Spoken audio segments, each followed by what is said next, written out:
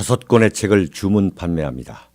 박근혜 대통령 탄핵의 예고편, 윤창중의 처절했던 3년간의 칩거와 은두를 기록한 윤창중의 고백 피정, 문재인 세력에 맞서 대한민국을 기록한 윤창중 칼럼집 2017년 12월, 운명, 칼춤, 부활. 윤칼세 TV는 여러분의 도서 구입과 자발적인 구독료로 운영됩니다. 구독 버튼도 눌러주시기 바랍니다. 스페셜 게스트는 지금으로부터 50년 전에 공산당은 싫어요라고 말했던 우리 이승복 어린이가 꼭 올해 50주년이 됩니다. 네, 이승복 공산당이 싫어요. 그런데 대한민국의 그 수많은 변호인, 수많은 변호사, 수많은 법률가 중에서 문재인은 공산주의자라고 선언한 고영주 변호사님을 오늘 스페셜 게스트로 모셨습니다.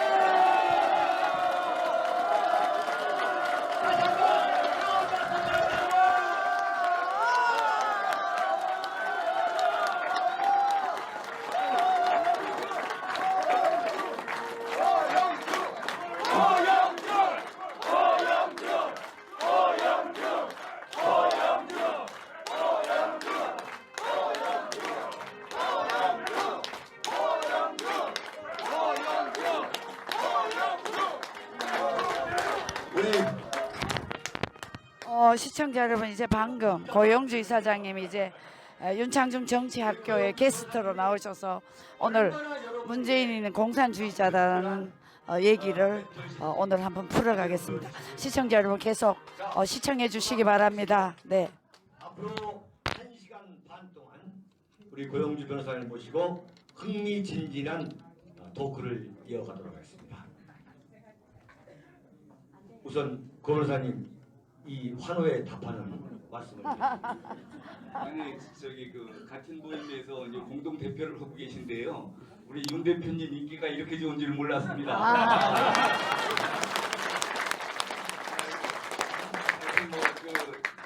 윤 대표님을 좋아하시는 그런 기질을 가지신 분들은 또 다 저를 또 좋아하게 돼 있습니다. 감사합니다. 오늘 하여튼 뭐 1시간 반 동안 하여튼 뭐 보람 있는 시간을 가지셨으면 좋겠습니다. 감사합니다. 그러면서 앉아서 토크를 진행하도록 하고요. 예. 제가 뭐 사회를 봅니다만 뭐 이렇게 뭐 답변을 유도하고 이런 식이 아니라 그냥 뭐 말씀 안 하시면 제가 막 떠들고 막 할 테니까 뭐 변호사님 뭐 그냥 막 치고 나오십시오. 그거 말도 안 되는 소리라 막 이렇게 하시고. 네네. 여러분, 아줌마 좀 조용히 해주십시오. 죄송합니다. 가족 같으니까. 예. 핸드폰도 좀 꺼주시고.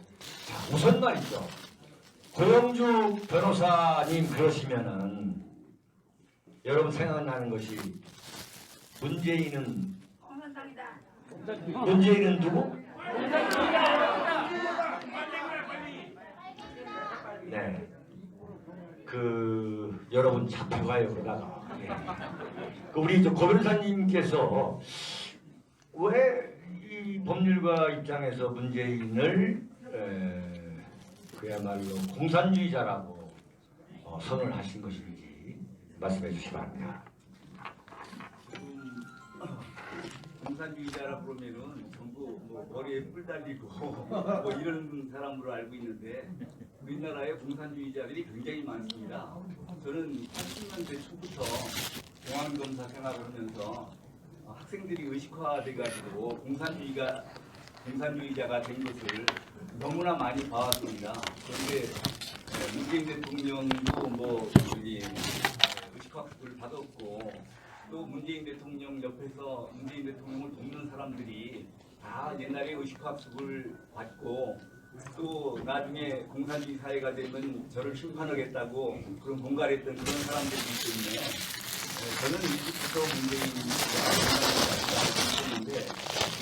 한때야 뭐 문재인이니까 공산주의자라고 써줄 수가 없죠. 그런데 그때는 마침 이제 박근혜 대통령으로 선거를 해서 박근혜 대통령이 당선이 됐기 때문에 진짜로 우리나라가 부분이 있어서 공산화되는 것을 면하게 됐다라고 얘기했는데 결국 5년 후에 이렇게 불길한 일이 다시 벌어졌네요. 아이고, 제가 알면서 막지 못한 것이 죄송합니다. 우리 고변호사님이 참고로 고향이 충남 보령이십니다.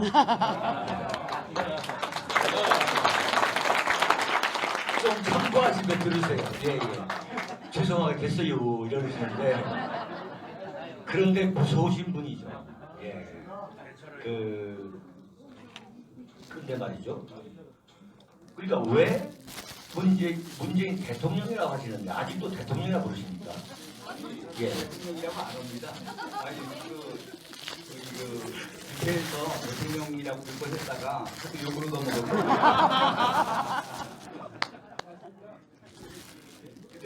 구체적으로 예. 문재인이가 왜 공산주의자죠? 그러니까 지금 그 일반 국민들이 오해를 하는 게 있는데 문재인도 오해를 하고 있는 거고 공산주의자라고 그러면은 사회재산제도 실패, 생산수단 공유화, 또 폭력혁명 이런 전통적인 마르크스 레닌주의를 주장을 해야 공산주의자인 줄 압니다. 그런데 지금 그런 식으로 따지면 지금은 공산주의가 없습니다. 지금 뭐 중국도 사유재산제도 다 인정하고 생산수단도 사유화를 인정하고 중국을 공산주의 국가라고 그러지 중국을 자본주의 국가라고 안 하잖아요. 북한도 마찬가지입니다. 북한이 3대 세수보고 하는 공산주의 국가가 어디 있냐고 그러지만 기본적으로 북한은 공산주의 이념으로 세워졌고 그리고 주체사상과 선군 이념으로 국가를 체제를 유지하고 있는 그런 데이기 때문에 꼭 사유재산제도 철폐, 생산수단 공유와 폭력혁명을 주장하지 않아도 북한의 체제나 주의 주장을 지지 추종하는 사람은 우리나라에서 공산주의자라고 합니다. 맞습니다. 그러면 지금 대통령이 된 이후에 지금 보면은 흔히 사회주의 개헌을 한다던가 자유민주주의의 자유를 뺀다던가 그 자체를 어떻게 평가하세요? 제가 5년 전에 문재인 공산주의자이고 어떤 사람이 대통령이 되면 대한민국이 적화되는 건 시간 문제다라고 얘기했을 때는 그 자리에 있었던 애국단체 대표들은 다 이해를 하는데 일반 국민들은 그 말을 이해를 못했어요. 저를 반쯤 정말 또라이가 알았어. 근데 요즘 와서 하는 거 보면은 많이 맞지 않습니까?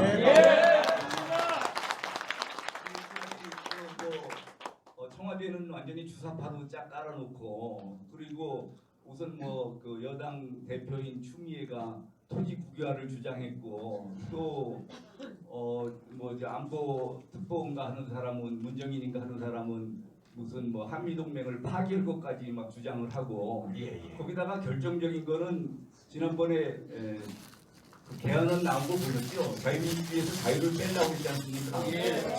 그때는 애국단체들이 반대를 해가지고 또 자유한국당도 반대를 하고 그래서 그 개헌이 되지는 못했지만 지금 역사 교과서에 지필 기준이 나왔는데 지금 시행하고 있습니다. 역사 교과서에서 자유민주주의라는 말은 다 빠졌습니다. 자유를 다 빼고 그냥 민주주의라고만 합니다.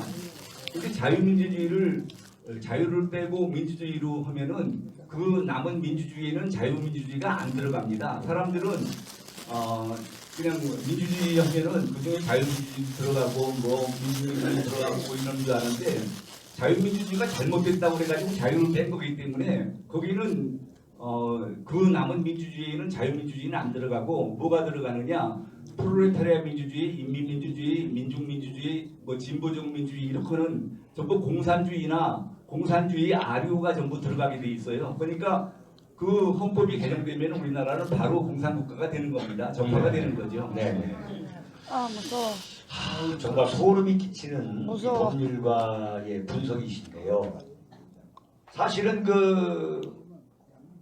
지금 자유한국당이 박근혜 대통령이 탄핵을 당했을 때에 비대위라는 걸 구성했어요.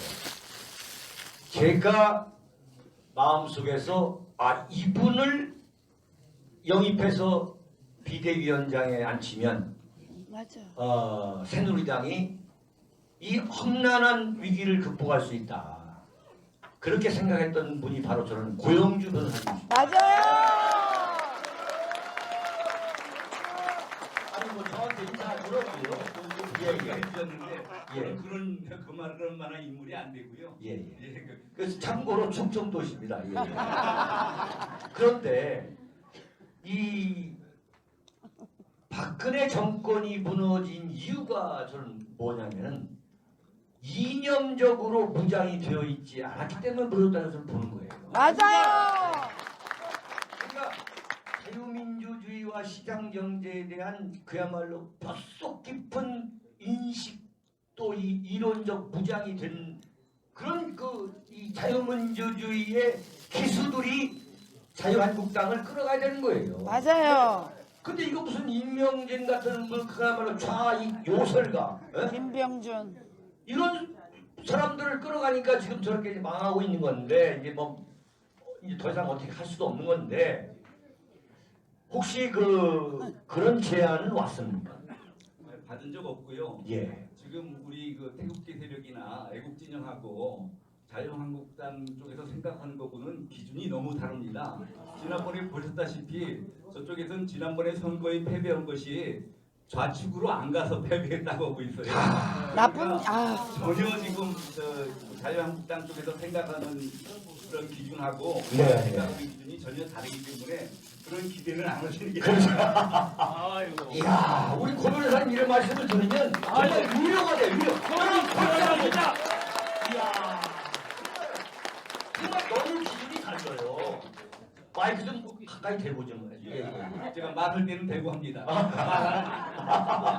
자금이 들릴까봐 떼고 있습니다. 이야, 정말 위로가 돼, 위로가. 지구상에서 이렇게 생각하시는 분이 계시는구나. 예? 정말 이념적 어떤 동지, 이념적 끈끈한 정을 느끼잖아요. 네? 그런데 임종석은 어떻게 생각하십니까? 임종석은 뭐 아무도 의심을 안 하지 않습니까? 아니 전대협 상비 의장이잖아요. 그 말씀을 좀 길게 해주셨으면 좋겠어요. 전대협이라는 게 1987년도에 이제 생겨난 조직이에요. 전국 대학생 대표자 협의회. 그런데 그 무렵에 무슨 일이 있었냐고 그러면은 종전에 이제 대학가가 전부 의식화가 돼가지고 이제 다 공산주의자가 된 거죠. 대학생들이. 그런데 의식화만 되면 뭐 하느냐? 이게 혁명을 성공을 시켜야 되지 않느냐? 정부를 뒤집어 엎어야 되는데. 그래가지고 대학가에서 혁명론에 대한 논쟁이 아주 격하게 일어났습니다. CDR, NDR, PDR, 시민민주주의 혁명, 민족민주주의 혁명, 민족민주주의 혁명 이런 그래서 이제 어느 대학이 더 과격하고 효과 있는 혁명론을 생각해내느냐에 따라 가지고 학생운동의 헤게모니가 그쪽으로 갑니다. 뭐 연대로 갔다, 고대로 갔다, 서울대로 갔다가. 그러는데 1986년쯤에 김영환이가 단파 라디오를 통해서 직접 북한에 저거를 들어가지고 북한의 대남 적화 혁명 노선인 민족해방 인민민주주의 혁명론을 받아 적어가지고 그걸 강철 서신이라고 해가지고 이제 대학생들한테 이제 배포를 하는데 그렇게 되고 나니까 CDR, NDR, PDR라는 거는 학생들이 몇 명이 머리로 생각을 해낸 건데 북한의 대남 적화 혁명 전략인 민족해방 인민민주주의 혁명 전략 NLPDR이라고 그러는 거는 북한에서 남한을 적화시키려고 수십 년 동안 수많은 사람들이 연구한 건데 그 이상 가는 혁명론이 있을 수가 없습니다. 그러니까 그 다음에는 대학가에서 머리를 쓸 필요 없이 NLPDR로 싹 통일이 돼 버렸어요. 그걸 지금 NL계라고 그러죠. 지금 몇 명 남은 PD계 빼놓고는 거의 다 지금 운동권이 이제 NL계인데 그러고 나서 전대협이 생겨납니다. 네, 네. 전대협은 강령이 민족해방 인민민주주의 혁명론이 그 강령입니다. 예. 민족해방 인민민주주의 혁명을 하겠다고 강령이 그렇게 돼 있어요. 그러니까 그건 뭐 그 전대협을 구성하고 있는 간부들은 전부 이게 그 NL계고 주사파고 그렇습니다. 그러니까 임종석이 거기에 3대 의장을 지낼 정도니까 그건 뭐 볼 것도 없죠. 볼 것도 없는 예. 그러니까 대한민국의 좌경 세력에 대해서 가장 꿰뚫어 보고 있는 보시는 분이 정통하신 분이 고영지 씨. 우리 고 변호사님이시죠. 맞아요.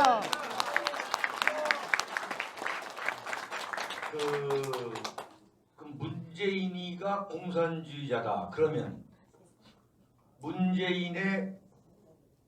문재인이 조상으로 모시고 있는 노무현은 그럼 뭡니까? 예. 그 노무현은 지금 그 고등학교를 나와서 네. 고시를 해가지고 이제 판사하다가 변호사 됐지 않습니까? 예. 그러니까 그때는 고등학교 때 의식화를 받는 교육을 받는 게 없었어요. 없었죠. 그러니까 지금 노무현은 정식으로 의식화 학습을 받은 적이 없고 나중에 이제 정치 활동을 하면서 이제 불임 사건을 변호를 하면서 그 다음부터 이제 불임 사건의 관련자들이 노무현을 의식화를 시킵니다. 예. 그러니까 정식으로 의식화 교육을 받지 않고 이게 약간 자기가 파리 학번이다 뭐 이런 말을 했죠. 그렇죠. 예. 파리 학번 운동권 애들한테 배운 거죠. 그렇죠. 예. 그래서 한심한 거예요. 네. 그래서 이제 완전히 의식화가 안 됐어요. 그러니까 이 사람 대통령 되고 난 다음부터는 FTA도 체결하려고 그러고 그러지 않습니까? 그런데 FTA라는 거는 이게 의식화돼서 종속 이론을 배운 사람은 FTA를 찬성할 수가 없습니다. 그러니까 종속 이론 같은 거를 제대로 안 배웠기 때문에 거기에 빠져들지 않았기 때문에 지금 미국하고 우리하고 FTA 하면은 자유무역 협정 하면은 우리한테 도움이 되지 않겠나 이게 상식적으로 생각해서 한 거고. 네. 그런데 문재인은 정식으로 의식화가 된 사람이죠. 아니 언제 공부를 했나요? 그러면? 문재인이 지금 자기는 무슨 뭡니까 특전대 특전사가 아니고 특전병인데 거기 간 것이 무슨 뭐 크게 국방의 의무를 다한 것처럼 오지만 사실은 학창 생활 때 경희대 법대할 때 학생운동 그러니까 좌경 운동하다가 끌려간 거거든요. 그렇죠. 강제 징집된 겁니다. 네. 그러니까 그리고 그대로 계속 불임 사건 관련자 이런 좌익 학생들하고 평생 동지로 지내고 있지 않습니까? 그런 거죠. 예. 그러니까 그건 철저히 의식화가 됐기 때문에 전에 노무현 대통령은 그 참모들하고 잘 안 맞았죠. 의견이. 그러니까 노무현 대통령이 FTA를 하겠다 그러니까 참모들이 많이 돌아섰거든요. 그렇죠. 그런데 지금은 그 참모들이나 문재인 대통령이나 다 똑같은 사람들입니다. 그러니까 문재인 대통령이 외국가 없으면은 여기서 뭐 임정수기가 다 해도 되고요. 예. 다 똑같습니다. 예. 하여튼 못 갖다 줘요. 그러니까 이제 문재인은 경희대 법대를 다닐 때에 같이 이제 좌파 운동권을 하면서 좀 풍어를 일푼 거예요. 예. 근데 이제 노무현은 그런 것도 없이 그냥 애들 변호하면서 그 얘기에 그냥 빨려 들어가지고 좌파가 된 거고 그렇지 않습니까? 근데 문재인은 뭘 해도 어벙하게 보여 제가 볼 때는. 너무 어벙해야 난 지금 따져보니까 저 그러네. 이게 공부 대학 다닌 사람이구만. 예. 보니까 이게 뭐 이러니 상당히 이게 자존심이 상해가지고. 예?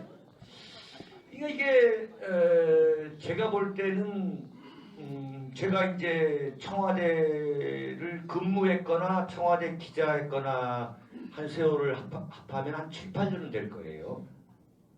제가 그 기자 생활 10년 하고서 노태우 대통령 때 청와대에 제가 비서실에 근무한 적도 있고 또 청와대 출입 기자도 제가 했고, 예. 또 뭐 아시다시피 뭐 청와대에 뭐 하다가 잘려가지고 이 모양이 이렇게 됐고. 예, 그렇게 계속 계신 것부터 굉장히 지수였는 거예요. 유머가 대단하시네. 그렇죠. 계속 있는 것보다도 예예 참 뭐 한 번 하더라도 그렇게 해야지. 예. 그런데 아까 참 그 얘기하다가 우리 고 변호사님 오셔서 그랬는데 이철용이가 아까 저 우리 고 변호사님 모시기 전에 그랬는데 제가 그 엄청난 시련에 빠지니까 가장 먼저 문자가 왔더라고요. 이 정도의 시련에 무너지면 그건 윤창중이가 아니다. 예. 그런데 이제 제가 3년을 다 마치고 언론에서 윤창중이가 뭐 저 3년이 지났다고 하니까 이철용 전 의원이 잊지 않고 문자를 보내왔어요. 뭐라고 보내왔냐면 좋은 의미든 나쁜 의미든 전 국민이 이름을 알게 하는 것은 그건 행운이다. 이야, 그러니 이것을 잘 살리면 당신은 어마어마한 스타가 될 것이다. 이런 얘기를 했어요. 예, 아유, 예. 대단한 사람이에요. 그 참 별걸로 다 위로를 받는다고 했는데 사실은 제가 원래 그 여자분들이 좋아했거든요. 예. 예. 그런데 이 사건 겪으니까 뭐 더 좋아하시는 것 같아요. 보니까. 어디 이제 이게 가다 보면은 우리 태극기 여성분들이 오세요. 저는 눈빛을 딱 보면 압니다. 아, 저 사람이 좌파. 그 좌파도 어느 정도 좌파인지. 예. 저 양반이 우파. 어느 정도 우파인지 보면 아는데 딱 봐서 달려드는 분은 그건 어마어마한 우파야. 막 쏜다같이 와가지고 어떤 분들은 막 이러면서 문질러. 그럼 나는 막 계속 왜 이러세요? 막 좀 제발 좀 문지지 말라고 이러는데 여담이고요. 예. 이건 이제 분위기 좀 바꾸려고 그러는 거예요. 예. 그러니까 노무현도 공산주의자라고 볼 수 있는 거예요. 아, 저는 그 민중민주주의자라고 그랬어요. 아. 변형된 공산주의인데 사실 비슷합니다. 예. 아, 그러면 김대중은? 그 지난번에 국정감사 때 김대중은 어떻습니까? 아니 뭐 전에는 그런 사상을 가지고 있다고 의심을 받았는데 네. 대통령이 되고 나서 우리나라에서 안보에 가장 중요한 거는 미국과의 동맹이 중요한 거거든요. 그렇죠. 예, 그런데 김대중 대통령은 뭐 미국과의 동맹에 해치는 일은 전혀 안 했지 않습니까? 네. 그래서 뭐 더 의심할 필요가 없다 생각을 했습니다. 네. 저는 제가 81년부터 기자를 했다고 했잖아요. 근데 김대중을 제가 이제 평민당이라도 동교동을 출입할 기회가 없이 저는 그 라이벌 그 김영삼 진영 상도동을 저는 오래 취재를 했는데 제가 이렇게 정말 물불 안 가리는 보수주의자가 된 계기가 김대중의 집권이었어요. 김대중 씨가 집권하면서 저는 드디어 대한민국이 적화되는구나.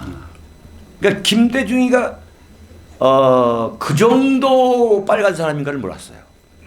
이제 연구를 많이 했죠. 김대중의 뭐 여러 가지 과거 경력 같은 거 많이 했는데 이건 완전히 대한민국을 안락사시키면서 결국은 노벨 평화상을 받고 결과적으로 북한이 지금 핵을 개발하게 한 그 종잣돈 결정적인 기여자 아니에요. 네? 아닙니까? 네. 저는 김대중이야말로 대한민국의 이른바 원흉이다. 예. 참 이걸 국민들이 좀 알아야 할 텐데. 그거 지금 알아서 뭐 하겠어요? 그런데 이제 저는 김대중이가 그렇게 거짓말을 하기에는 사상적으로 문제가 없으면 그건 불가능한 언급이라고 봐요. 예컨대 한반도의 전쟁은 사라졌다. 김정일이가 핵을 개발할 리가 없다. 네?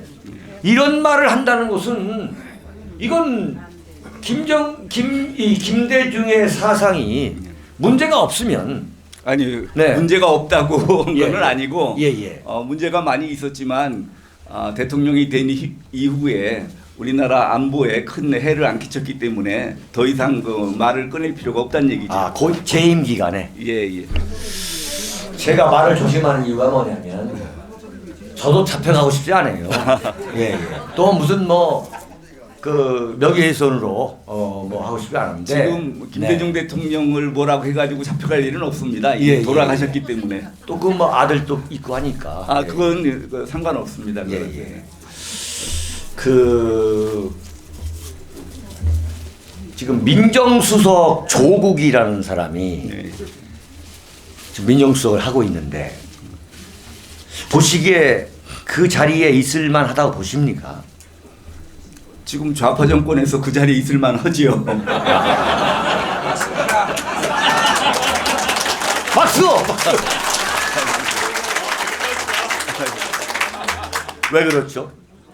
아니 지난번 대통령 선거, 탄핵 대통령 선거는 좌익들이 통일전선 전술을 썼습니다. 원래 부정선거입니다. 예? 부정선거예요, 대통령. 예, NL계하고 PD계는 사실 그 노선이 조금 달라가지고 같이 공산주의자는 공산주의자지만 이 투쟁 노선이 달라가지고 서로 원수처럼 보는 사이였어요. 그런데 지난번 탄핵 때부터는 NL계 PD계가 완전히 혼연일체가 돼가지고 박근혜 대통령을 공격하는데 다 좀 혼연일체가 돼서 덤벼들었거든요. 네. 그래서 지금 사실은 조국은 PD계 아닙니까? PD계. 네. 주로 지금 민노총에는 그래도 PD계가 많습니다. 하여튼 이 PD계들이 NL계를 도와가지고 이게 지금 이를테면은 촛불 쿠데타를 했기 때문에 지금 PD계 중에서 자리를 받은 사람은 조국 하나밖에 없잖아요. 그렇죠. 예. 그러니까 그 정도는 받아야죠. 그러니까 논공 행상을 해서 조국이는 받을 만큼 받은 거예요. 예. 근데 지금 사찰 이야기가 나오고 이제 조국이의 예컨대 검증을 소홀했다던가 그 숱한 이제 실현 비판을 받는데 지금 이렇게 자리를 유지하는 것은 뭘로 보세요? 아니 근데 지금 PD계 하나 들어와 있는 거를 차버리면은 여기 PD계들 앞으로 협조받을 게가 어렵지 않겠습니까? 예. 이건 완전히 전문가 아니면 이런 분석은 안 나온다. 그렇죠. 예. 그런 분석이 그 분석이 정말 맞는 거군요. 그리고 PD계 대표로 온 거예요 지금. 그렇죠. 맞습니다. 네. 나는 이 세상을 살아가면서 저런 사람이 청와대 민정수석을 하는 나라에 우리가 살아가야 되는구나. 예? 참 막 일종의 모욕감을 느낄 때가 있어요. 아니 네네. 그 위에 비서실장도 있고 대통령도 있는. 그러니까요. 비리면은 예. 민정수석만 갖고 그러십니까? 근데 하여튼 조국은 정말 난 얄미워. 난 인간적으로. 셋 중에 문재인, 임종석, 조국 중에 가장 얄미운 사람은 난 조국이에요. 너무 잘생겼네. 정말 잘생긴 게 아니라 내가 질투하는 게 아니라 질투하시는 거예요. 나도 이만큼 생기면 그냥 생긴 건데 난 조국은 말이죠. 대학 교수 때에 페이스북을 하고 트위터를 했잖아요. 참 사실 제가 참 어떻게 보면 칼럼니스트 사실 조국 서울법대 교수를 제가 조지는 칼럼을 쓸 수가 없는데 참 도저히 참을 수 없어가지고 쓴 게 뭐냐면 카이스트에서 이제 대학생들이 너무 공부를 시키니까 막 자살을 했잖아요. 그랬더니 조국이가 뭐라고 이 페이스북에 올렸냐면 한국의 킬러들의 연구소다. 그런 그 칼럼을 저희 페이스북에 올린 적이 있었어요. 하루에 페이스북을 36번씩 하고 있는데. 네? 참 대한민국은 웃기는 나라예요, 정말. 그런 자를 네. 아니 뭐 그렇게 그 공부를 안 해도 서울대 교수도 될 수 있다라는 거를 가르쳐주고 그렇죠. 그뭐 오상방위를 몰라도 서울법대 교수를 하고 네. 예, 지난번에 또 뭐 그 경제 문제 강의를 했다가 정규재 대표한테 이런 엉터리 교수가 있냐고 한 번 그렇죠. 혼나가지고 예. 한동안 못 나대다가 요즘은 뭐 어떤지 모르겠습니다.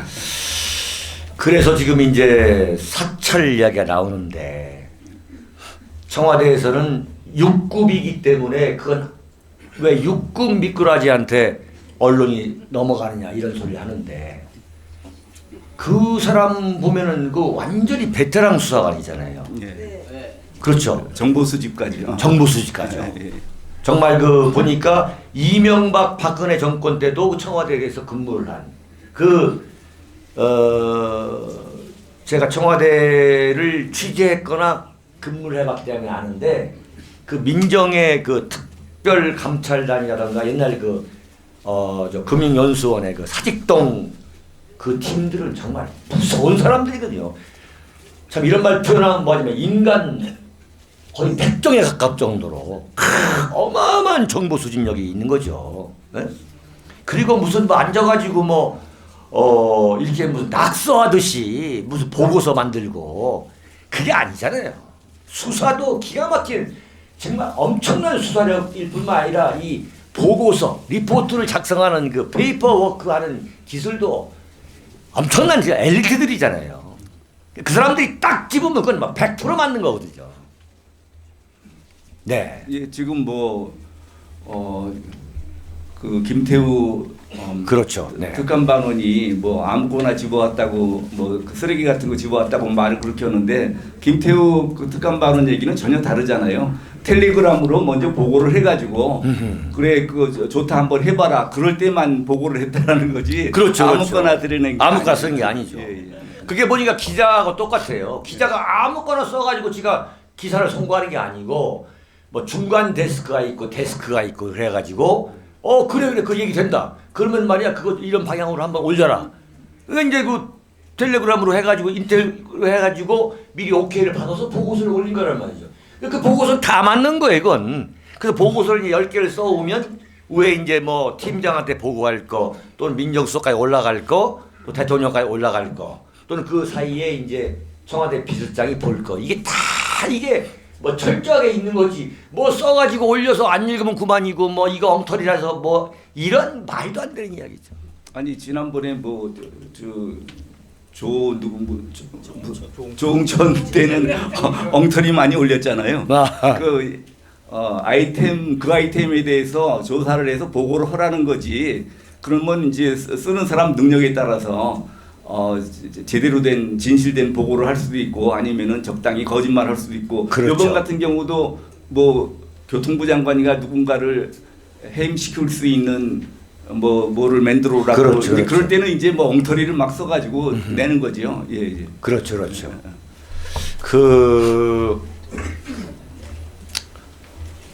우리 이제 이렇게 봐야 돼요. 좌파들이 윤창주도 마찬가지지만 우리 고영주 변호사님은 어떤 좀 뿌리 달린 것처럼 이제 종편이든 뭐 공중파든 또 신문이든 이렇게 보면은 마치 무슨 엉뚱한 소리를 하는 사람처럼 이렇게 왜 보도를 하잖아요. 근데 여러분들 오늘 고영주 변호사님을 뵈니까 여러분들 생각과 똑같은 그런 생각 있지 않습니까? 대한민국 예. 박수를 치려면 빨리 세게. 그런데 이제 참 그게 문제인 거죠. 참 진정한 애국자고 사실은 이런 그 대한민국 좌익에 대해서 너무너무 잘 알고 계시는 분이 만약에 박근혜 대통령 때에 청와대 비서실장을 하셨다면은 대한민국 완전히 뒤로 그냥 갈아엎어 버렸을 거예요. 맞아요. 네, 네. 아니 그 저보다 훌륭하신 김기춘 실장님이 비서실장을 하고 계실 동안에는 아무 문제가 없었습니다. 김기춘 실장님을 이쪽에서는 타깃으로 삼아가지고 거기를 그 낙마시키니까 그렇죠. 그다음부터는 이제 옆에서 보좌할 분이 없었던 거죠. 네. 그렇게 된 거예요. 예. 그 제가 이제 대통령 당선인 수석 대변인이 되니까 좌파들이 자다가 오줌을 지렸다는 거 아니에요. 이제 죽었구나. 그 뭐 명백하게 윤창중이가 상징하는 의미가 있었지 않습니까? 네.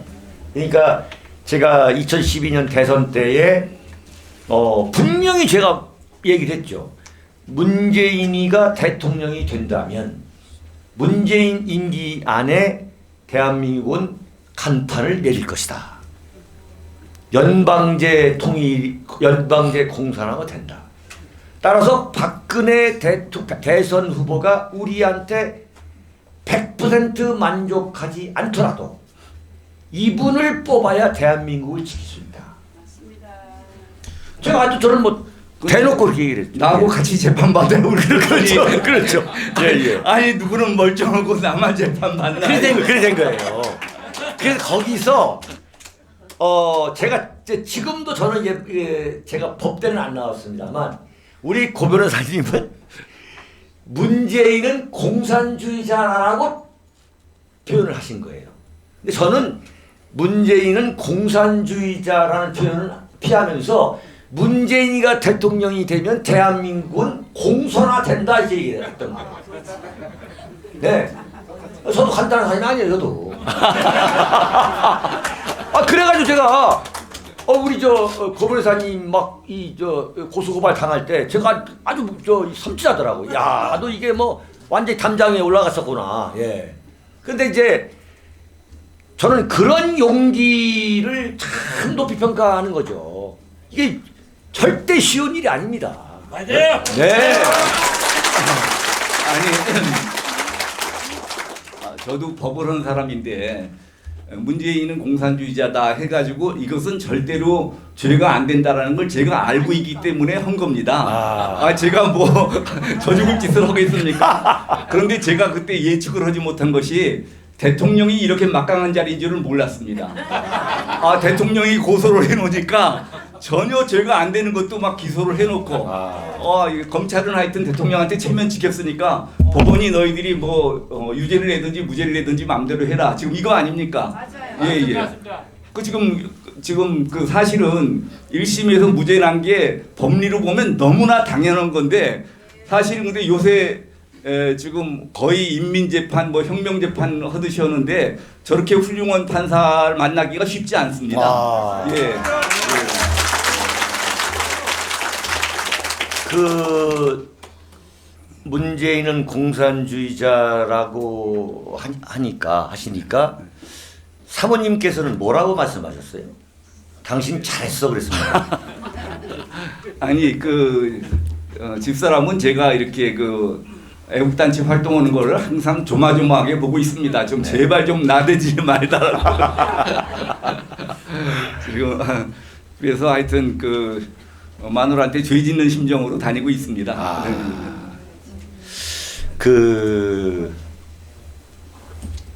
제 집사람 이야기 좀 전달, 이제 좀 새까만 후배의 와이프인데, 제가 이제 그 작살이 나고서도 다시 이제 세상에 나와서 이제 글 쓰고 방송하니까 모든 이제 선후배 지인들이 조심하라고, 조심하라고 이제 그렇게 이제 하는데, 그다음에 저도 이제 진짜 이게 내 영혼이 시키는 대로 이게 글과 방송을 하는 게 이거 좀 문제 있는 게 아니냐 이런 이제 걱정을 안 할 수가 없죠.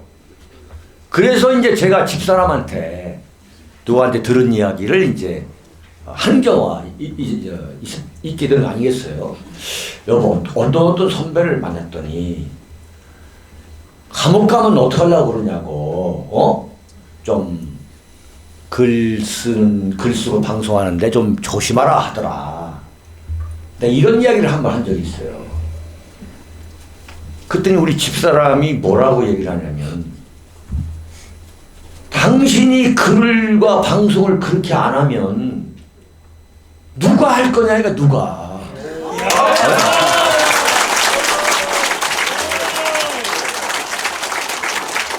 아니, 제가 이거 집사람 자랑하는 게 아닙니다, 지금. 뭐 이런 게 사실 자랑하는 거지. 그런데 내가 그랬어. 당신이 말이야 그렇게 무책임한 소리 하면 안 된다. 내가 이러다가 뭐 감옥에 가고 뭐 하면은 당신이 감옥을 대신 살아줄 것도 아니고 그렇게 하면 뭐 이렇게 그렇게 말을 하느냐 심하게. 그때 우리 집사람 이야기가, 당신은 지금까지 해오던 대로 그대로 해야, 죽을 때까지 그걸 해야지. 만약 여기서 문재인 잘한다던가 뭐 문재인을 조지지 않는다던가 하면은 당신은 이거 안 된다. 안 되지. 네? 제가 지금 여러분 일제 강점기가 35년 6년이잖아요. 제가 지금 일제 강점기 기간과 똑같은 세월을 우리 집사람하고 살고 있어요. 예. 좀 썰렁한 사모님, 집사람은 이제 우리 집사람은 뭐 기자할 때도 제가 이 정권하고 싸우고 했으니까 뭐 김대중 노무현 지금 말할 거 없고, 그리고 뭐 옛날 전두환 노태우 때도 저는 많이 싸웠어요. 네. 정말 그 보수 대통령일 때도 뭐 그렇게 하면 안 된다. 그리고 또 뭐 김영삼 대통령일 때는 제가 청와대 출입기자이고 정치부장 때인데도 굉장히 저는 불화를 많이 겪었어요. 근데 그렇게 하면 나라가 될 수가 없다. 예, 이런 거였죠. 감히 말씀을 드리면, 제가 뭐 워싱턴에서 뭐 했다고 그래가지고 이제 대통령으로부터 경질 통보를 받았는데, 그 전화를 끊고서 제가 우리 집사람한테 그런 얘기를 했습니다. 박근혜 대통령의 정치적 운이 다한 것 같다. 그때 우리 집사람이, 이 한심한 사람이 있나 말이야. 지운도 막 개판되는데 지금 남운도 당한다. 이런 표정이더라고요. 근데 내가 뭐라 했냐면, 내가 이 정권, 박근혜 정권 인사, 차관급 인사의 99.9999%를 내 입으로 발표했는데, 나는 이건 나를 위해서 하는 얘기가 아니라, 내가 나마저 여기 나오면, 유일하게 이념적으로 확실하다고 생각하는 사람이 나 하나인데, 내가 여기서 나오면 이거 어떻게 되느냐. 이건 나를 위해서 그런 게 아니다. 내가 이 박근혜 정권 들어갈 때 당신 고민하는 거 봤지 않느냐. 내가 정말 안 들어가려고 했는데, 들어갔는데 들어가서 주는 명단을 보니까 99.9%가 오로지 처세주의자들, 기회주의자들.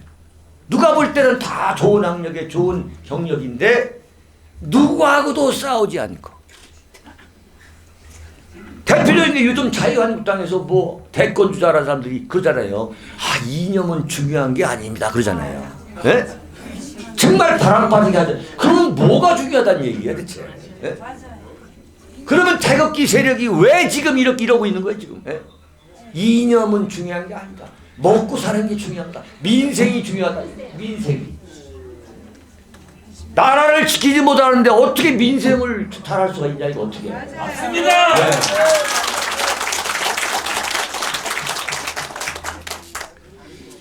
고 변호사님은 정치를 하고 싶은 생각은 없어요. 단도직입적으로. 아니 저는 뭐 추호도 없습니다. 저는 기본적으로 이 정치를 하면은 아무한테나 이렇게 굽히고 해야 되는데 그러고 살고 싶지가 않아요. 그러고. 예. 그런데 이제 정치라는 것이 참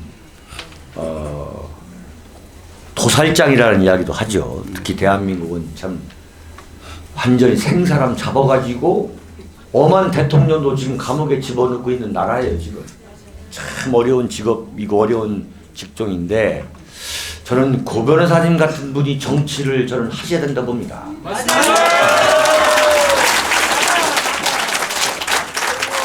아니 저는 정말 제가 그 최근에 문재인 퇴진을 바라는 국민 모임이라는 그걸 만들어 가지고 우리 고 변호사님이 이제 매주 한 번씩 조찬을 하는 모임이 있어요. 야, 제가 생각할 때 저렇게 고든 분이 그 성격이 곧고 맑고 이런 것은 저도 뭐 좀 인생을 살아보니까 그건 타고나더라고요. 보면은 어떻게 보면 사기꾼은 사기꾼대로 그냥 사기꾼으로 태어나는 거예요. 네. 저는 오히려 성악선을 믿는 사람이에요. 예. 그냥 사기꾼은 원래 사기꾼인 거야. 딱 보니까 사기다. 그러니까 문재인과 김정은은 서로 사기야. 이건 기본적으로 내가 봤을 때. 그렇지 않으면 이런 게 나올 수가 없는 거지. 그런데 우리 고 변호사님은 그 참 공안 검사라는 게 보통 어려운 직업이 아니잖아요. 맞습니다. 좀 길게 말씀 좀 해주세요. 제가 진짜로 오해를 참 많이 받습니다. 옛날에 그 공안 검사라고 그러면은 용공 조작하는 사람으로 다 알았잖아요. 그 왜 용공 조작한다는 오해를 받게 됐는지를 말씀을 드리겠습니다. 그 1981년도에 불임 사건이 있었는데 그 무렵에 불임 사건뿐만이 아니라 학생들 의식학습 사건이 많았어요. 이제 학생들이 친북 반미 좌경 의식화 학습을 받아서 점점 공산주의자가 돼가는 겁니다. 그런데 그 사건들을 수사하면서 불임 사건을 수사하고 나서도 학생들이 그건 명백히 그러니까 지금 구속된 피고인들은 명백한 공산주의자들이지만 그거를 발표를 할 수가 없었어요. 왜 발표를 못했냐? 그거를 발표를 하게 되면은 우리나라 대학생들이 김일성을 존경하고 공산주의를 지향한다고 하면은 그때 한참 남북이 대립이 심한데 북한이 얼마나 사기가 오르겠습니까? 그래서 그거를 말을 못하고 있었는데 1982년 3월 18일 날 부산 미문화원 방화 사건이 터진 겁니다. 부산 미문화원 방화 사건은 그 당시까지 해방 이후 최대의 공안 사건이고 또 우리나라에서 최초의 반미 투쟁 사건이에요. 그 전에는 우리나라에서는 반미라는 걸 생각할 수가 없었어요. 미국이 주둔하고 있는 세계 어느 나라나 다 양키 고음 얘기가 나오는데 우리나라에서는 그때까지는 반미 얘기가 없었어요. 왜 없었느냐? 미국이 우리나라 해방시켜줬지 일제로부터. 그리고 6.25 전쟁이 터지니까 와서 우리나라 구해줬지. 또 굶어 죽게 되니까 전부 원조 문자 보내가지고 먹여 살려줬지. 왜 미국을 미워하겠습니까? 그러니까 그 당시까지 기성세대들은 우리 자식들이 우리 학생들이 미국을 반대한다. 미국 물러나라고 생각한다. 이런 거를 상상을 할 수가 없었어요. 그런데 부산 미문화원 방화 사건이 터지면서 학생들이 부산 미문화원에다가 휘발유를 한 바퀴씩 부어가지고 불을 지렸을 뿐만 아니라 그래서 이제 도서관에서 공부하던 학생이 하나 타죽고 그랬는데 그뿐만이 아니라 옆에 건물에 올라가가지고 유인물을 살포를 했어요. 삐라를 두 가지를 살포했는데 하나는 뭐냐면은 미국은 더 이상 한국을 속국으로 만들지 말고 이 땅에서 물러가라. 또 하나는 뭐냐 그러면은 지금 남한은 북침 준비를 완료했다.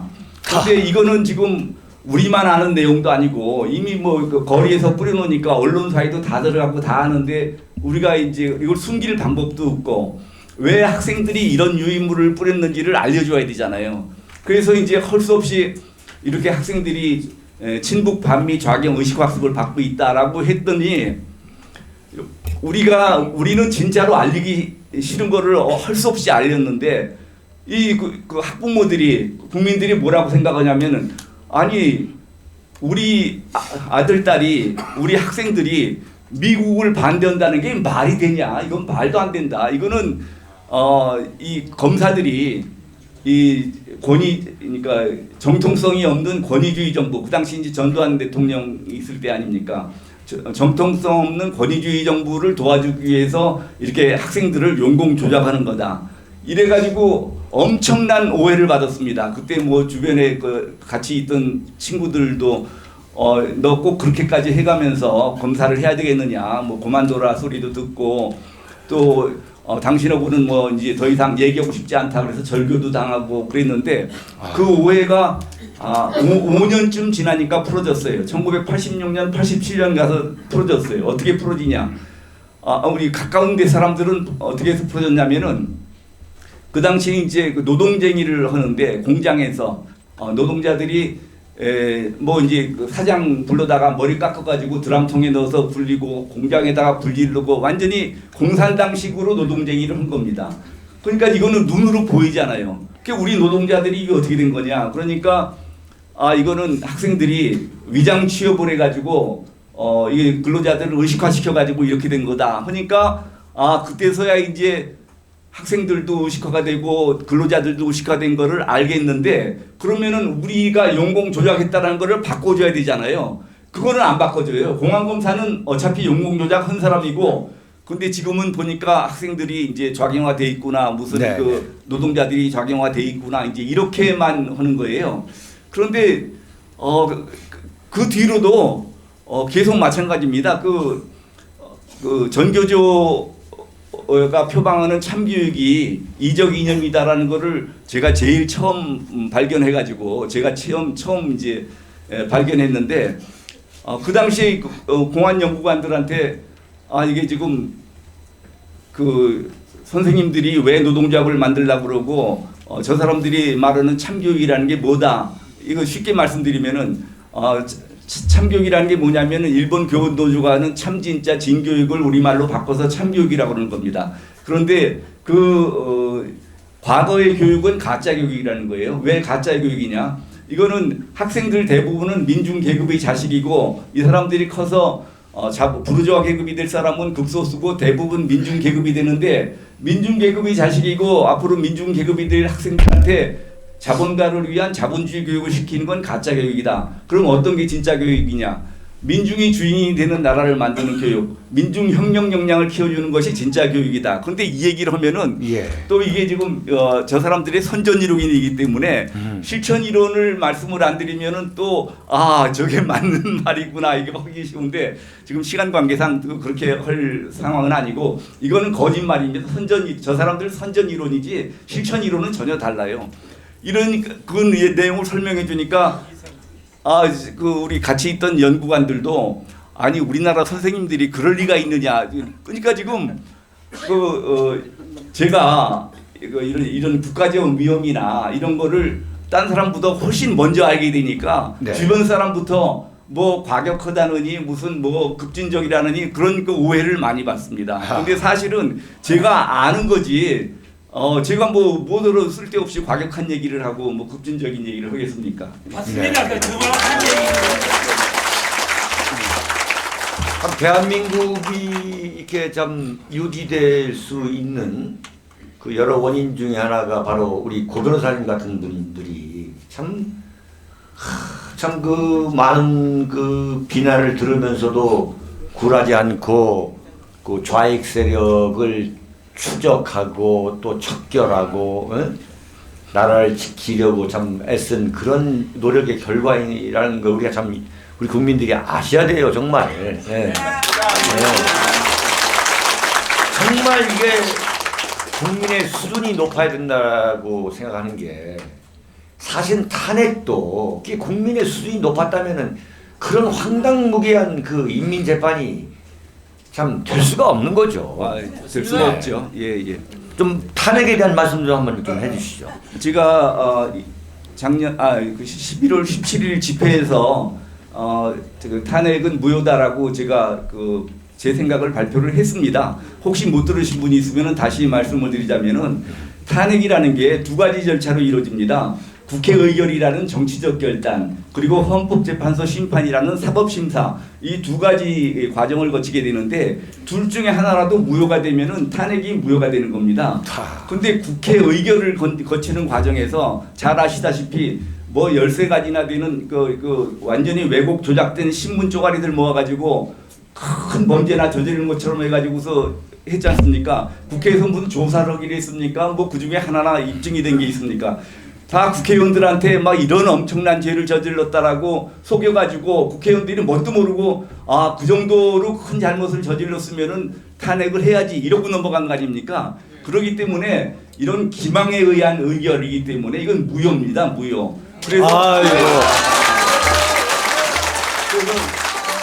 그래서 나중에 헌법재판소 심판은 볼 것도 없이 탄핵 전체가 무효가 되게 돼 있습니다. 네.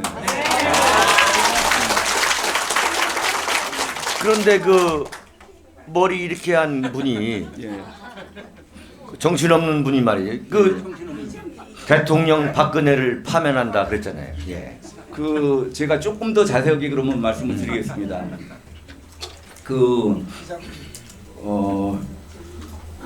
이 얘기를 그래서 이게 국회 의결 절차가 잘못됐기 때문에 이거는 무효다라는 주장을 변호사가 해야 됩니다. 네네. 주장을 하지 않으면 판단을 안 합니다. 그런데 제가 그 대통령 변호인단에 들어가 있는 변호사한테 제가 가까운 변호사가 있어가지고 요거를 꼭 넣으라고 그랬습니다. 그런데 나중에 그 끝날 때 보니까 안 들어가 있더라고요. 왜 안 들어가 있냐고 하니까 김평우 변호사가 이제 네. 연세가 많으신 분인데 그분도 국회 의결이 무효여서 탄핵이 무효라는 주장을 하는데 그분은 어떻게 주장을 하냐면은 미국 같으면은 탄핵 사유 하나하나로 그러니까 지금 13가지 탄핵 사실을 가지고 국회 의결을 거쳤으면은 13번 국회 의결을 거쳐야 되는데 이거를 뭐 섞어찌개로 해가지고 한꺼번에 한 거기 때문에 절차의 위법이다. 그래서 탄핵이 무효다 이렇게 주장을 하셨는데 이제 그것만 들어가 있는 거예요. 변호인이 주장한 내용에. 그래서 제가 나중에 급해서 그 정무수석한테 전화를 했습니다. 이거는 내가 주장한 내용이 안 들어가 있고 이 얘기가 들어가 있는데 김평우 변호사가 한 주장은 이거는 우리나라에는 그런 법제가 없다라고 하면은 한마디로 쳐버릴 수 있다. 그래서 이게 동전의 양면 같지만 서로 주장이 다른 거기 때문에 내 주장을 좀 꼭 좀 그 변호인 거기에 의견서에 넣어달라. 그래서 나중에 추가로 들어갔어요. 추가로 들어갔는데 그때 이제 청와대에서 발표하기는 이거는 대법관 출신의 변호사가 강력하게 요청해서 추가로 들어가게 됐다 이렇게 발표를 했는데 사실은 대법관 출신이 아니라 제가 한 겁니다. 검사장 출신이 한 겁니다. 그런데 나중에 결정문 나온 걸 보니까 아까 말씀드린 대로 김평호 변호사가 주장한 부분에 대해서는 이거는 우리나라에는 그런 법제가 없다고서는 그냥 간단하게 기각을 해버렸는데 제가 주장한 내용에 대해서는 판단을 안 해버렸어요. 네. 그게 지금 그 일반 1심, 2심, 3심 같으면은 우리가 뭐 다시 상소를 한다든지 해가지고 바로잡을 수가 있는데 헌법재판은 이게 단심 아닙니까? 어디 가서 하소연할 데가 없습니다. 그래서 지금 제 주장에 대해서는 판단도 받아보지도 못하고 사실은 판단 유탈이거든요, 그게. 네. 네. 그렇다면은 그 탄핵에 찬성했던 예. 그러니까 뭐 야당 그 당시 야당은 그렇다 하더라도 예. 이 새누리당에서 찬성표를 던진 62명. 예. 그 62명의 정치적 선택에 대해서 어떻게 생각하세요? 제가 그 11월 17일 제가 그 대회사 할 때 이 얘기도 했습니다. 이 얘기도 했는데 태극기 집회가 시작되게 된 것이 제가 이제 외국에 있다가 10월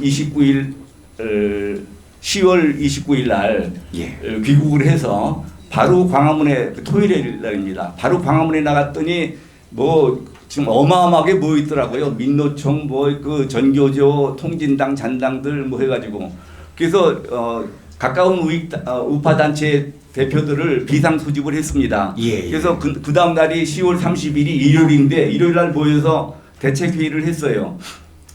이 상황에서 우리 애국단체들이 어떤 태도를 취해야 되겠느냐 했더니 쭉 말을 시켜보니까 첫째, 둘째, 셋째, 넷째까지 전부 그 당시에는 애국단체 대표들도 언론 보도에 속아가지고 완전히 그 당시에 언론의 난 아닙니까 그게. 그렇죠. 그래가지고서는 이번은 박근혜 대통령이 워낙 큰 잘못을 저질렀기 때문에 우리 애국단체들이 여기 괜히 끼어들었다가는 우리 애국단체까지 공멸하게 된다. 그러니까 우리 애국단체들은 여기 대해서는 이게 관여를 하지 말자 이러더라고요. 그래서 제가 이제 네 번째 사람 끝난 다음에 내가 먼저 말 좀 하겠다 그래가지고 제가 얘기를 한 게 그겁니다. 박근혜 대통령이 시행한 정책 중에 잘못된 게 뭐가 있느냐? 통진당 해산이 잘못됐냐? 전교조 법에 노조한 것이 잘못됐냐? 개성공단 해체가 잘못됐냐? 현대사 왜곡 문제 바로잡은 게 잘못됐나? 뭐가 잘못됐나? 이 모든 거를 최순실이가 한 거라 그러면은 최순실이가 국정농단으로 비난을 받을 게 아니라 우리가 최순실을 우리 국사로 모셔야 된다. 이거는 최순실 편을 드는 게 아니라 최순실이가 한 것이 아닌 것을 제가 알기 때문에 한 얘기입니다. 완전히 그 최순실이가 지금 조종하는 것처럼 거짓말한 거 아닙니까? 그렇죠. 네. 그리고 지금 저기 광화문에 모여 있는 사람들 정체를 봐라. 지금 뭐 민노총, 전교조, 통진당 잔당들인데 이번에 대통령이 물러나게 되면은 우리나라는 체제가 바뀌게 된다. 지금 배가 난파하면은 쥐새끼들이 먼저 도망친다는데 우리가 그런 쥐새끼 같은 모습을 보일 수가 있느냐. 그랬더니 이제 그때 그 신의 한수의 신혜식이라든지 장기정 대표라든지 이런 사람들이 젊은 사람들이 고위 사장님 말씀이 맞습니다. 우리가 박근혜 대통령을 도와야 합니다. 그래서 이제 애국단체들이 다소간의 이견이 있었지만 박근혜 대통령을 돕기로 했고 그래서 이제 그 11월 6일 날 그렇죠. 저기 서울역에서 태극기 집회. 에스더 기도운동이랑 같이 합동해서 했고 그 다음은 갈라서 11월 12일 날 집회를 할 때 서울역에서 이제 따로 집회를 할 때 이제 신의 한수의 신혜식 대표가 이왕 집회를 하려고 그러면은 저쪽에서 촛불을 들었으니까 우리는 태극기를 들자 해가지고 태극기 집회가 11월 12일 날 토요일 날 하는 태극기 집회는 그때 처음 시작된 겁니다. 그 다음 주일에 이제 정광용 씨가 끼어들어가지고 이제 그 다음에는 정광용 씨가 박사모에서 인원동원을 잘하기 때문에 이제 주도권이 이제 박사모 넘어갔고 이 집회를 하자고는 아까 빼먹은 게 있는데. 네네. 애국단체들이 이제 그 박근혜 대통령을 돕기로 하고 그럼 어떻게 도울 거냐 하는 방법론에 있어서는 토의를 하는데 양동환 교수께서 저쪽에서 집회로 나왔기 때문에 우리도 집회로 맞서는 수밖에 없다. 그래서 이제 집회를 하기로 했고 그 다음에 집회를 해서 우리가 태극기를 들어야 되겠다 해가지고 한 거는 그래서 이제 태극기를 들게 되고 그래서 사실은 태극기 집회를 시작을 한 거는 그렇게 해서 시작이 된 겁니다. 네. 지금 이제 변호사님 보시기에 문재인은 공산주의자고 또 임종석 조국 말할 거 없고 그럼 이 사람들을 어떻게 해야 됩니까? 벗어나야 됩니다. 아니 저 사람들이 촛불 혁명을 했으면 우리는 뭐 태극기 혁명을 하면 되는 거 아니겠습니까? 제가 오늘 집회에서 이런 얘기를 개회사에서 이런 얘기를 했습니다. 드디어 저기 문재인이가 데드 크로스를 찍은 거 아시죠? 네. 사실은 여론조사 공정 같은 데서 조사한 바로는 벌써 오래전에 데드 크로스를 찍었는데 그렇죠. 그동안에 이제 그 문재인 편을 들던 갤럽이나 RN서치 이런 데서도 이제 부정 반응이 긍정 반응보다 더 높아졌어요. 네. 그래서 이제는 우리가 이제 우리나라에 문재인을 싫어하는 사람이 좋아하는 사람보다 훨씬 많아진 겁니다. 그러니까 어디 가서도 우리가 이제 자신 있게 문재인에 대한 비판을 해도 되고 또 그동안에 문재인이 그 지지도가 실제보다는 항상 고공행진을 했지 않습니까? 우리 주변에 문재인 좋다는 사람이 어디 있습니까? 아무도 없는데 지지도는 높은 거로 나오고 그거는 여기 계신 분들 같이 문재인을 싫어하는 사람들이 여론조사에 응하지 않아서 그랬어요. 그러니까 이제부터는 여론조사에 좀 적극적으로 응하시면은 저게 금방 40% 아래로 30% 아래로 내려가거든요. 네. 그러면은 이제 우리가 태극기 혁명이 되는 겁니다. 우리 국민의 뜻을 받들어서 좀 나오라고 하면 되죠.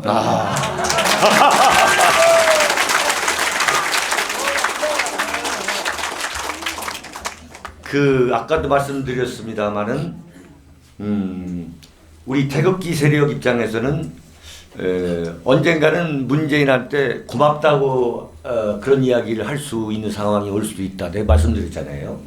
그러니까 촛불혁명이라고 얘기를 한 거란 말이죠. 네. 이건 분명히 정변임을 스스로 인정하는 거 아니겠어요? 맞습니다. 네. 그러니까 우리가 이제 이 문재인한테 되돌려 줄 것은 철저하게 헌법과 법률에 따라서 우리는 보수의 입장에서 그 절차를 밟으면서 문재인을 하루빨리 권좌에서 내려오게 하는 거죠. 예. 맞습니다.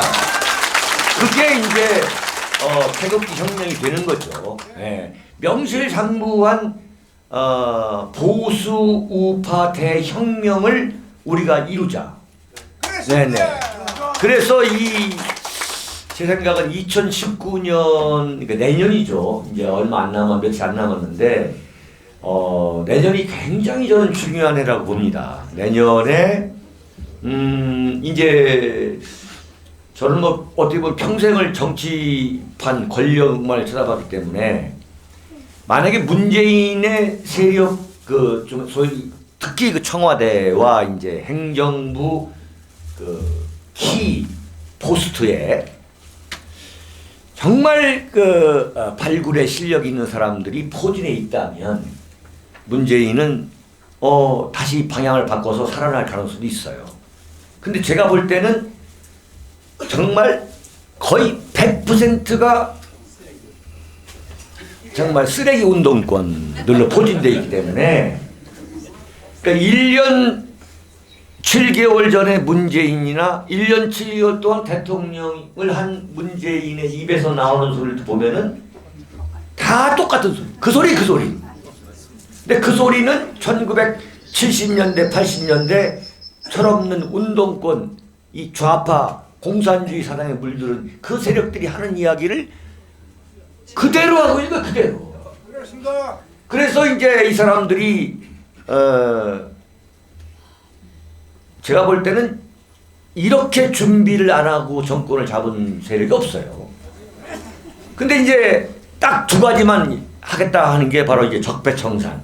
그게 이제 박근혜 이명박 대통령 사거리 작살 내는 거 하나하고 그다음에 이제 사회주의 경제 해가지고 대통령이 국회에 가서 모든 국민이 다 함께 잘 사는 나라를 만들겠다는 거 아니에요? 예? 이건 공산주의 혁명, 공산주의 선언하는 거예요. 사실 국회에 가가지고 그걸 멍청하게 듣고 있는 자유한국당. 예? 이 사람들은 뭐 이념적으로 전혀 공부도 안 돼 있고 그렇게 하겠다는 어떤 영혼이 없는 인간들이니까. 예? 그러니까 오늘 이런 윤창주 정치학교가 의미 있는 게 뭐냐면 우리가 우리의 의지를 다지고 서로 이 이념을 또 강화하고 서로 또 위로를 하고 또 우리 또 변호사님을 모셔서 정말 얼마나 참 품격 높은 참 말씀입니까? 에? 이런 이제 의미인데 예.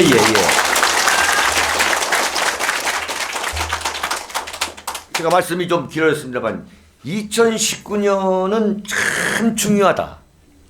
사실 그래서 제가 이제 보수파 시민단체에 적극적으로 참여를 해보자 이런 생각인데 2019년에 저는 결판이 날 걸로 봅니다. 문재인이 나오느냐 계속 있느냐. 네. 네. 그런데 하여튼 그런 각오를 해야 되고 우리 태극기 세력이 10배, 100배로 저는 늘어나야 한다고 봐요. 네. 그래서 윤창주 정치학교도 사실은 이게 지금 굉장히 중요한 역할을 하고 있습니다.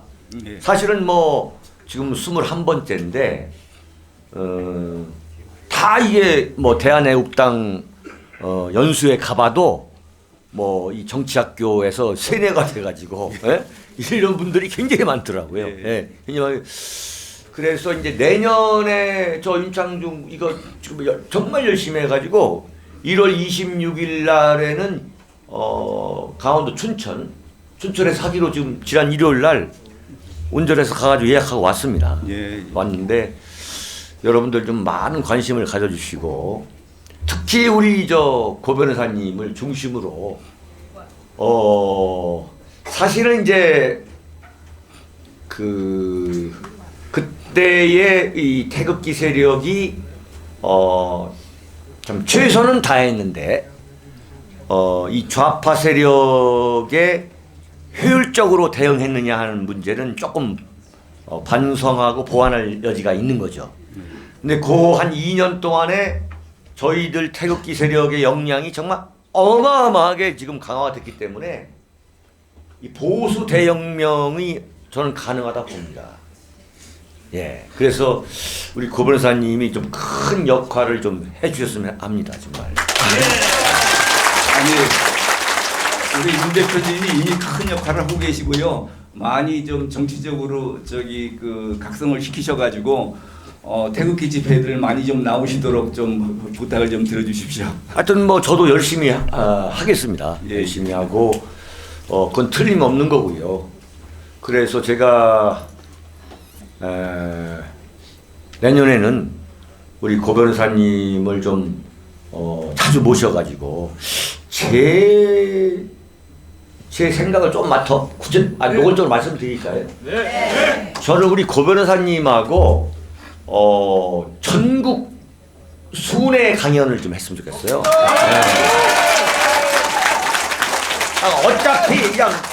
어차피 버린 몸, 그냥 완전히 버려가지고 이 전국 뭐 제가 지금 저에 갖고 있는 이 윤창중 관람수랑 TV 역량으로는 한 달에 한 번 하는 것도 무지 힘들어요. 근데 이게 조금만 도와주시면 막 전국 강연 다니는 거야, 막. 예? 그래서 완전히 불질러 버리는 거야. 예? 갈 때까지 가버리는 거야. 예? 이런 생각을 하는데 이 박수 치는 거 보십시오 지금. 이 국민이 원하면 하셔야 되는 거예요. 국민이 원하면.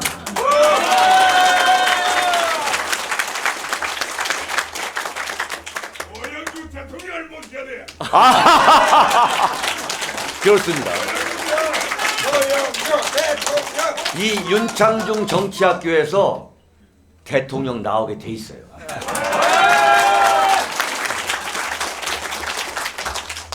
요즘은 뭐 참 대한민국 지적 소유권이 너무 문제인데 정치학교라는 이름 많이 붙였어요. 여러분 아시죠?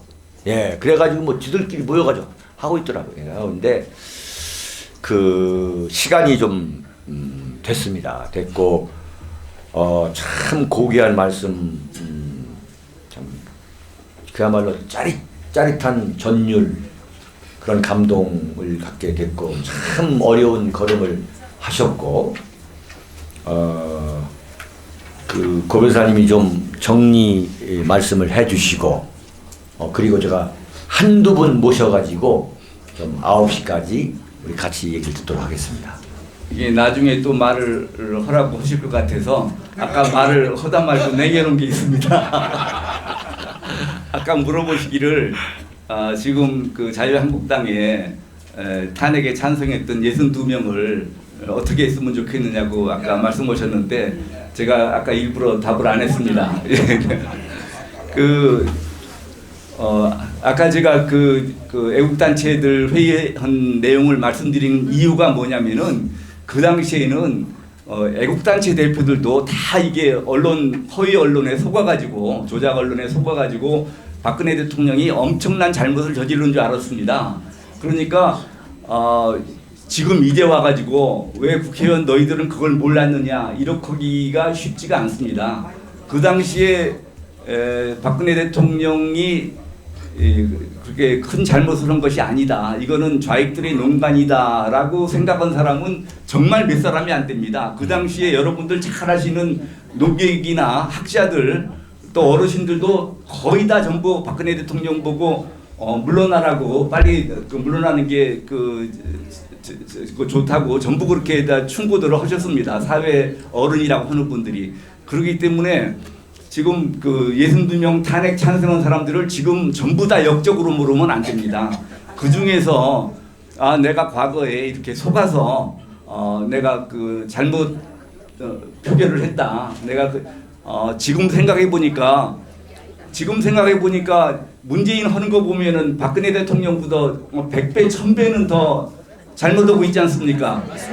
그래서 그때 그 잘못 생각을 해가지고 속아서 그런 표결을 해서 지금 참 미안하다. 지금 보니까 문재인이는 진짜로 100배, 1000배 더 잘못한 것 같다. 그래서 그 잘못을 뉘우친다. 뭐 이렇게 사과를 하면은 우리 태극기 세력이 다 받아줘야 되지 않겠습니까?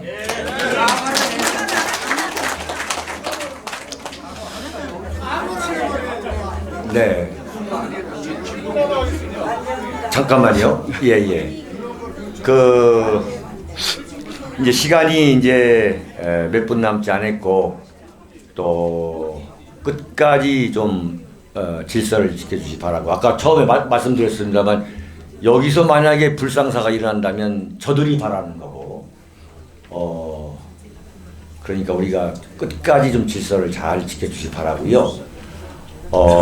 마지막 순서로 이 우리 윤창중 정치학교가 지금 21번째까지 이어져 내려오는데 참 큰 도움을 주시는 분들이 계십니다.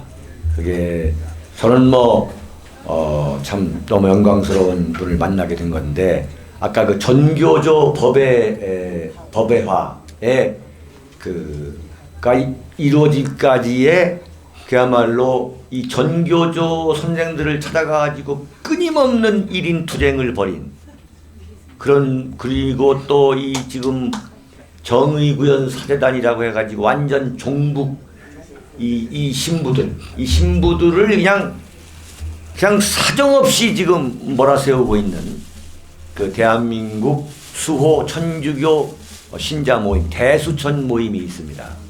그 대수천 모임의 그 수석 공동 대표를 하고 계시는 우리 이계성 대표님을 좀 모셔가지고 좀 마지막 인사를 좀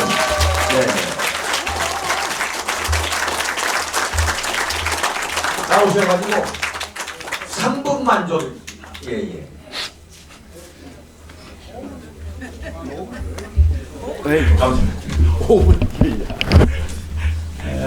지가 여기 좋은 말씀 많은데 지가 여기다 혹을 달면은 오히려 누가 될 것 같아서 간단하게 말씀드리겠습니다.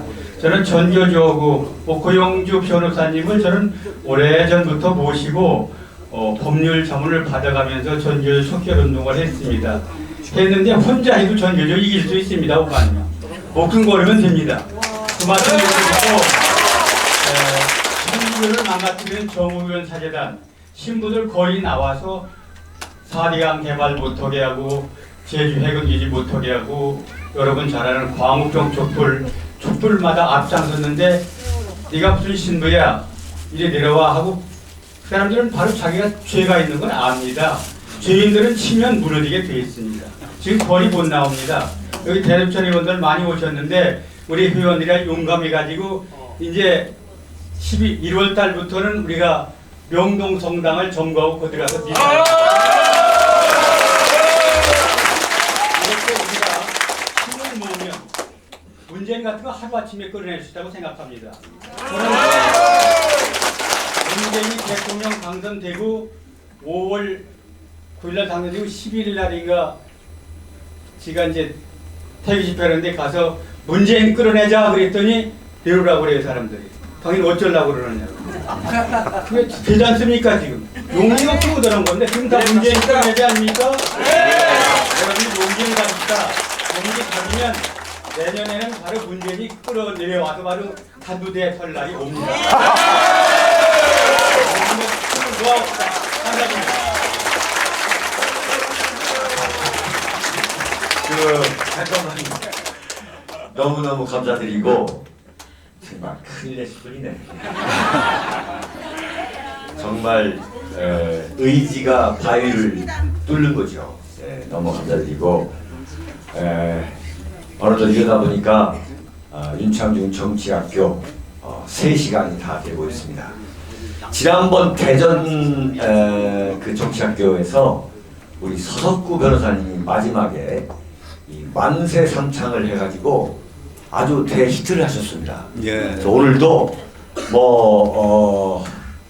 우리 만세 삼창을 누구 하시? 우리 이계성 대표님이 만세 삼창을 하면 여러분들 이 서울역 이 건물이 날아갈 정도로 만세 삼창을 하면서 오늘 윤창중 정치학교를 끝내려고 합니다. 자, 우선 우리 이 대표님이 여러분들 이제 우리가 살아왔기 때문에 대한민국을 지켜야 됩니다. 첫 번째 만세는 대한민국을 지키자. 두 번째 만세는 내년인 태극기 혁명을 완성하자. 그 다음에 세 번째 만세는 우리 태극기 회원들 만세. 이렇게 해서 하나가 되는 만세 세 가지를 하겠습니다. 첫 번째는 우리가 대한민국을 지켜야 되면 대한민국 만세를 해요. 대한민국 만세! 만세! 만세! 만세! 문재인 정권 끌어내자 만세! 만세! 만세! 만세! 대한민국 지키자 만세! 만세! 만세! 만세! 만세! 만세! 여러분 감사합니다. 우리 변호사 변호사님 감사합니다. 감사합니다. 감사합니다. 네, 감사합니다. 감사합니다. 여러분 정말 감사드립니다. 정말 감사드립니다. 여러분 모두 건강하시고 100세까지 건강하게 우리 살아갑시다. 여러분 감사합니다.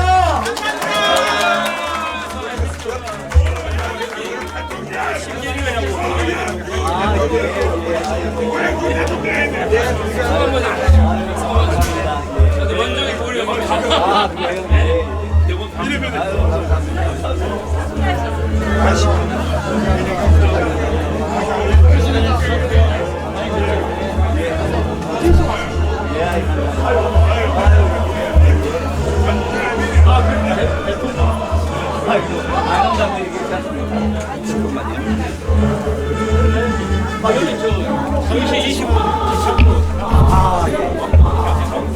다섯 권의 책을 주문 판매합니다.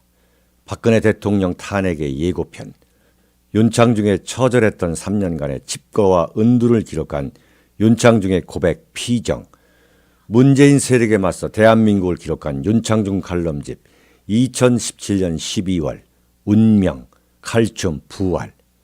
윤칼세 TV는 여러분의 도서 구입과 자발적인 구독료로 운영됩니다. 구독 버튼도 눌러주시기 바랍니다.